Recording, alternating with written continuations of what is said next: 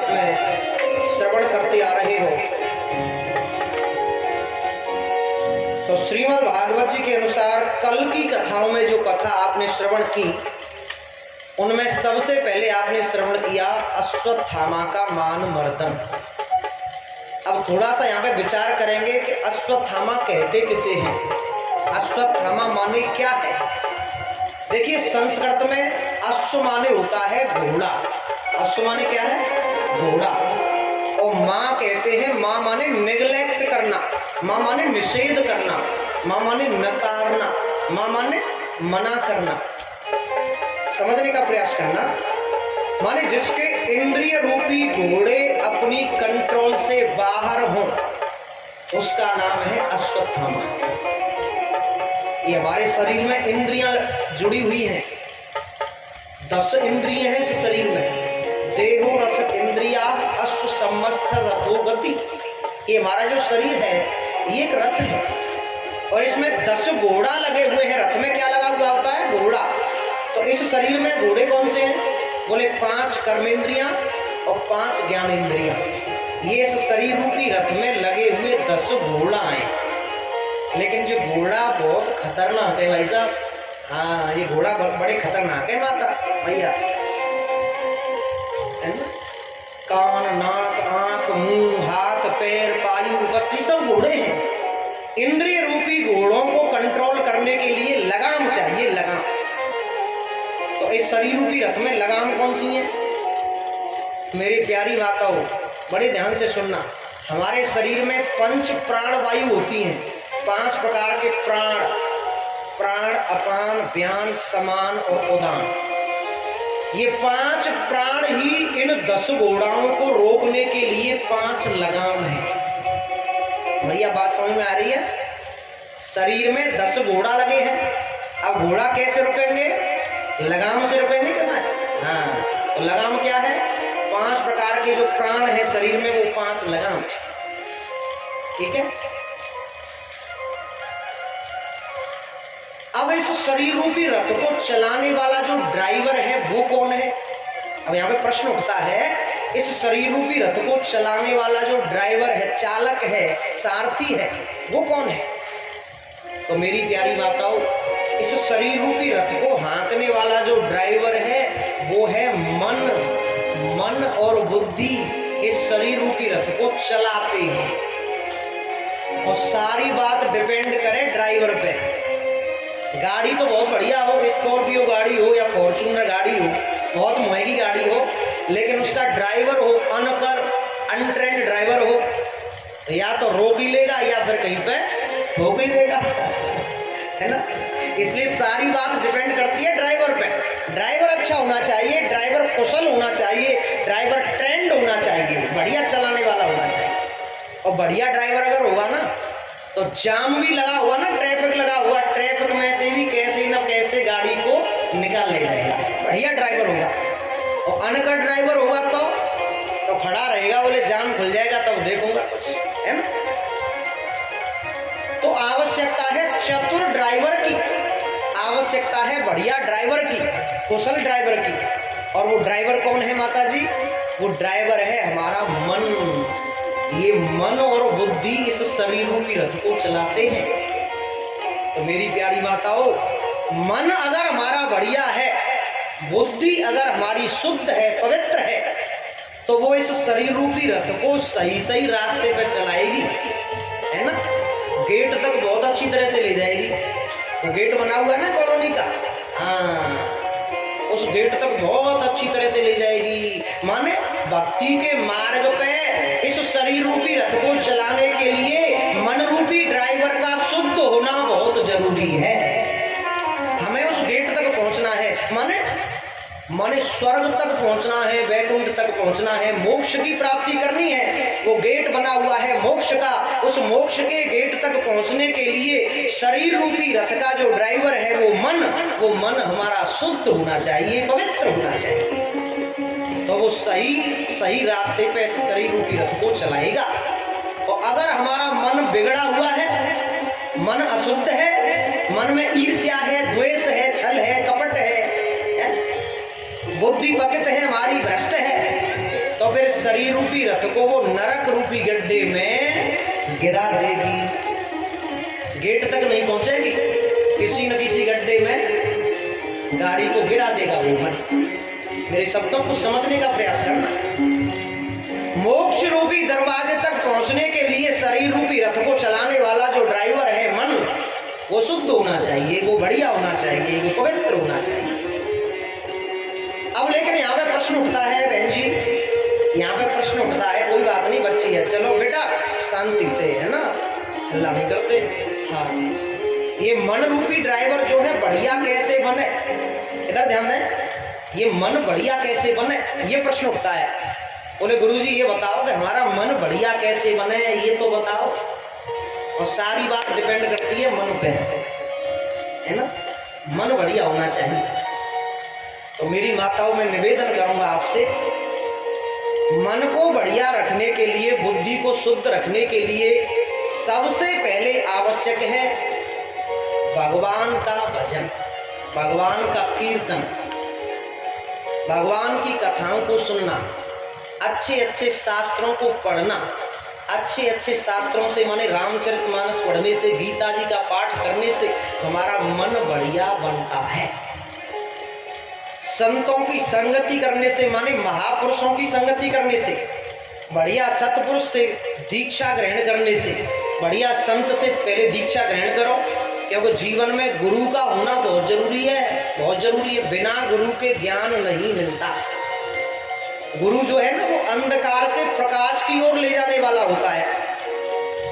जब तक हम प्रकाश में नहीं जाएंगे तब तक रास्ता कैसे दिखाई देगा। इसलिए हमें आवश्यक है कि अपने जीवन में किसी महापुरुष को पहले गुरु बनाओ, उसके सानिध्य में शास्त्रों का अध्ययन करो, भगवान की कथा सुनो, भगवान का भजन करो, तभी हमारा मन शुद्ध रह सकता है। इसका यही तरीका है बस, और कोई तरीका ही नहीं। मन को बढ़िया रखने का केवल एक ही तरीका है, शास्त्रों को पढ़ना और संतों की संगति करना, बढ़िया आचरण रखना, बढ़िया विचार रखना, एक दूसरे से प्रेम करना, किसी से क्रोध न करना। भगा दो कोई कितना खड़े होके, बैठ जाओ, भगा देंगे भैया, भगा देंगे, बैठ। कहने लगे मन को बढ़िया रखने का एक ही तरीका है, शास्त्रों को पढ़ना और संतों की संगति करना। बिना भगवान के भजन की हमारा मन बढ़िया नहीं हो सकता। और एक निवेदन करूं माताओं, भगवान का भजन, भगवान की कथा ही एक सार है, भगवान की कथा ही जीवन का सार है। बाकी तो दुनिया में सब वृथा और बेकार है। ये जो कुछ भी दिखाई दे रहा है ना हमें, यद दृष्टम तद विनष्टम, जितना भी दिखाई दे रहा है वो एक ना एक दिन उसका विनाश हो जाएगा। रहेगा तो केवल भगवान का नाम रहेगा, मालिक का नाम रहेगा, बाकी दुनिया में सब बेकार, विनाश हो जाएगा। माटी का है पुतला, एक दिन माटी में मिल जाएगा। चिता की राख में, चिता की आग में तेरा तन बदन मिट जाएगा। न बाप बेटे का होगा, न बेटा बाप का होगा, न मंदिर की मिना होगी, न मस्जिद का पता होगा। रहेगा नाम मालिक का, बाकी सब फना होगा। दुनिया में कुछ भी नहीं रहने वाला, रहने वाला तो केवल भगवान का नाम है, भगवान की कथा है, भगवान का भजन है। बिना भजन के हमारा उद्धार नहीं हो सकता, हमारा मन शुद्ध नहीं हो सकता। एक निवेदन और करूं मैं यहाँ पे, देखिए भजन और भोजन दो शब्द हैं। भजन और भोजन एक ही राशि है, दोनों की एक ही राशि है, लेकिन थोड़ा सा अंतर है दोनों में। क्या अंतर है? बोले भोजन में तो एक मात्रा लगी हुई है और भजन में कोई मात्रा नहीं लगी हुई है। और कितना सुंदर संकेत मिल रहा है हमको। भोजन में मात्रा लगी हुई है, इसका मतलब है कि भोजन हमें एक मात्रा में करना चाहिए, लिमिट में करना चाहिए। और भजन में कोई मात्रा नहीं होती, तो इसका मतलब ये है कि हमें भजन जो है वो अनलिमिटेड करना चाहिए। ऐसा नहीं कि गुरुजी 11 माला से काम चल जाएगा क्या, ऐसा है, जितना आपके पास समय है। अच्छा ये भी सुनो, समय अगर है आपके पास तभी करो। ऐसा नहीं कि घर के कार्य डले हुए हैं, पतिदेव ऑफिस के लिए लेट हो रहे हैं, भूखे बैठे हैं बेचारे और हमारी माला चल रही है, ऐसा भी नहीं होना चाहिए। समय पर्याप्त है तो खूब माला सटकाओ, खूब माला फेरो, है ना। बिना भजन के मन शुद्ध नहीं हो सकता। भजन तो जो है अनलिमिटेड करने की चीज है, उसमें कोई मात्रा नहीं। लेकिन हम लोग क्या करते हैं, हम लोग भजन को तो एक सीमा में रखते हैं। बोले गुरुजी ने 11 माला की बोला है तो 11 ही करेंगे, लेकिन भोजन में कोई सीमा नहीं रखते। और बाई चांस रबड़ी और मिल गई ना, खाए के लिए खाओ देना, रसगुल्ला मिल गए, आहा, पता नहीं कल मिले या न मिले। हम भोजन के लिए भजन को छोड़ सकते हैं, भोजन के पीछे हम भजन को छोड़ सकते हैं। किसी शादी में जाना हो, बोले गुरुजी आज बहुत इमरजेंसी काम है, फोन करेंगे गुरुजी आज बहुत इमरजेंसी जाना है, हमें शादी में रसगुल्लों की दावत है, हम आज के बदले जो भजन है वो कल कर लें, आज के बदले 5 माला और कल ज्यादा कर लेंगे। अब मैंने कहा कि आज के बदले तू जो भोजन करने जा रही है उसको कल कर लेना, डबल कर लेना। बोले नहीं नहीं गुरुजी नहीं, बिना भोजन के हमें तो बड़ी दिक्कत होती है, भोजन नहीं छोड़ सकते। मेरी प्यारी माताओं, हम भोजन के लिए भजन छोड़ सकते हैं, लेकिन भजन के लिए भोजन नहीं छोड़ सकते। जैसे हम भोजन को अपने जीवन में आवश्यक मानते हैं, बिना भोजन के हम नहीं रह सकते, उसी प्रकार से भगवान का भजन हमारे जीवन में आवश्यक होना चाहिए। जैसे हम भोजन के बिना नहीं रह सकते, उसी प्रकार ये होना चाहिए मन में कि हम भगवान के भजन के बिना नहीं रह सकते, एक भी दिन भजन छूटना नहीं चाहिए। ये भावना अगर अंदर होगी तभी उद्धार होगा, तभी कल्याण होगा, है ना। भोजन उतना ही करो जितना जी सको, जीने के लिए भोजन करो, जीने के लिए खाओ। कुछ लोग जीने के लिए खाते हैं और कुछ लोग खाने के लिए ही जीते हैं, खाने के लिए ही जीते हैं और कुछ लोग जीने के लिए खाते हैं। तो भोजन एक सीमा में करना चाहिए, उसमें कोई मात्रा नहीं होती, लेकिन भजन में कोई मात्रा नहीं है, वो बिना सीमा के माने अनलिमिटेड करना चाहिए, जितना हमारे पास समय है उतना करना चाहिए। तो भजन ही एक सार है, मन को शुद्ध रखने का एक ही तरीका है मेरी प्यारी माताओं, शास्त्रों को पढ़ना और संतों की संगति करना।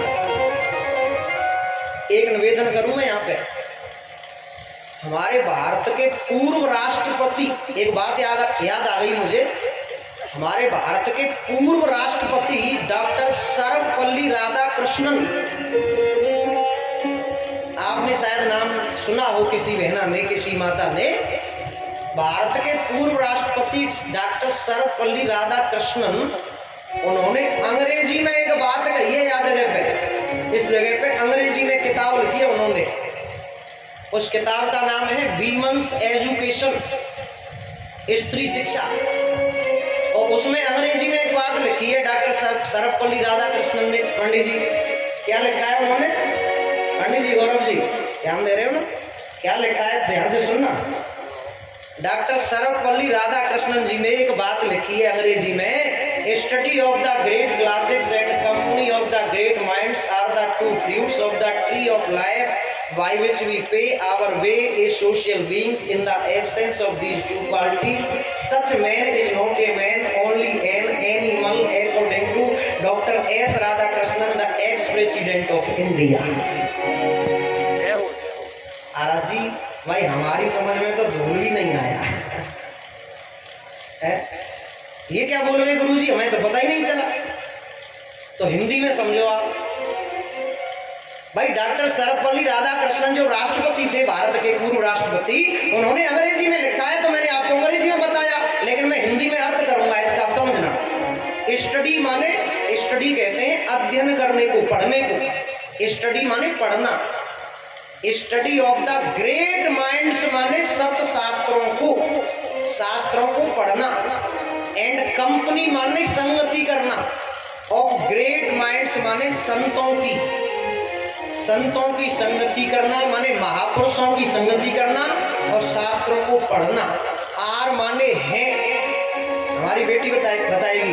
टू माने बेटा दो, फ्रूट माने फल, ट्री माने पेड़, लाइफ माने जीवन, जिंदगी। क्या बात है, बहुत होशियार है हमारी बेटी। जीवन रूपी पेड़ के दो फल हैं, दो फल। ये हमारा जो जीवन है ना, इस जीवन रूपी वृक्ष के दो फल हैं, दो फल। इधर ध्यान दें, दो फल। कौन से हैं वो दो फल? बोले शास्त्रों को पढ़ना और संतों की संगति करना। और सुनो, अभी बात पूरी नहीं हुई है। हाँ, in the absence of these two qualities such man is not a man, only an animal. यहाँ को क्या मतलब है? In the absence of these two qualities का मतलब है कि अगर ये दो फल हमारे पास में नहीं है, एब्सेंस माने गैर हाजिरी, अगर ये दो फल हमारे पास में नहीं है, कौन से दो फल? अभी भी बताया ना, अभी संतों की संगति करना और शास्त्रों को पढ़ना। अगर ये दो काम अगर कोई व्यक्ति नहीं करता है, ये दो फल किसी के पास में नहीं है, तो सच man is not a man, तो फिर वो आदमी नहीं है, ओनली एन एनिमल। एनिमल माने जानवर है, तो फिर वो आदमी जानवर है, वो आदमी नहीं है, ओनली एन एनिमल। ये दो फल जिसके पास में नहीं है, तो वो आदमी कहलाने के लायक नहीं है, वो तो एक पशु के समान। तीव्रत लोके भूवा भूता मनुष्य रूपेण मृगाश्चरन्ति। मनुष्य तो वही है जो मनुष्य के लिए मरे, और यही तो पशु प्रवृत्ति है जो आप ही चरे। मैथिली शरण गुप्त, और ऊंचे स्तर की बात कर रहा हूं मैं, ध्यान से सुनना। मैथिली शरण गुप्त ने इस बात को कहा है कि मनुष्य तो वही है जो मनुष्य के लिए मरे, और यही तो पशु प्रवृत्ति है जो आप ही चरे। दूसरे के हित की बात नहीं करता, दूसरे के बारे में नहीं सोचता, अपने ही बारे में सोचे बस। बोले महाराज हमारा कल्याण हो जाए बस, हमें दूसरे से कोई मतलब नहीं। ये पशु प्रवृत्ति है। मेरी माताओं, मेरे सज्जनों, सबसे प्रेम करो, कोई भिन्न नहीं है हमसे, सभी अपने हैं, सभी अपने भाई बंधु हैं, सभी अपनी माता बहनें हैं। इसलिए ये भावना अगर है हमारे अंदर, तभी जो है हमारा कल्याण हो सकता है। और मन को शुद्ध रखने का बस यही एक तरीका है।